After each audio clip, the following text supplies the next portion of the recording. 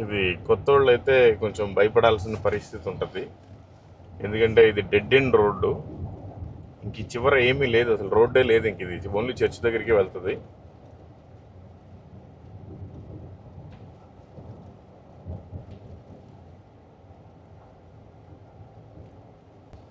అప్పట్లో పాపం ఆయన ఎంత భయంకరమైన పరిస్థితుల్లో చేశాడో. ఇప్పుడన్నా ఇంకా ఈ మాత్రం దారన్నా ఉంది. కొన్ని చోట్ల కంకర వేశారు, కొన్ని చోట్ల తార్ రోడ్ వేశారు. కానీ చిన్నగా ఓన్లీ సింగిల్ వెహికలే, కారు కూడా కష్టమే. ఓన్లీ బైకులు అయితే పోవటానికి రావడానికి సరిపోతుంది. ఆయన పాపం ఎంత కష్టపడి ఇక్కడ సేవ చేసి మన కోసం సువార్తను తీసుకుని వచ్చాడు. కానీ మనం మాత్రం ఈ దేశంలోనే పుట్టి మనం ఏమీ చేయలేకపోతున్నాం దేవుడి కోసం.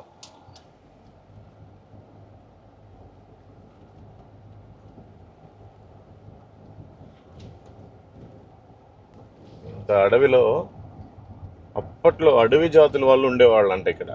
వాళ్ళకి సువార్త చెప్పడానికి కానీ అది పక్కనే పంబా నది. ఆ పంబా నది బాగా హైట్లో ఉన్నాం మనం. ఆ పంబా నది దాకా పడవేసుకుని వచ్చి ఆ తర్వాత నడిచి వచ్చి ఆయన సువార్త చెప్పి ప్రకటించాడు.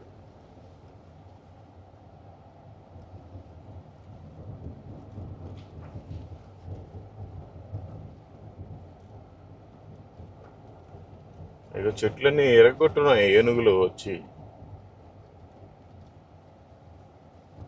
ఇదిగోండి ఇక్కడంతా కొంచెం బాగా రిస్కీగా చేసి పెట్టారు అన్నమాట.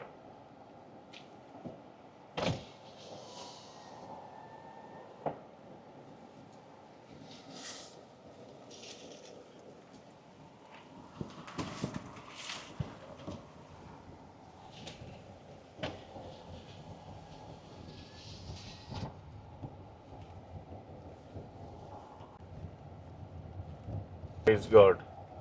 అదిగోండి ఇదే చర్చి. ఇట్లా ఇది నదిలోకి వెళ్ళే రూట్ అది.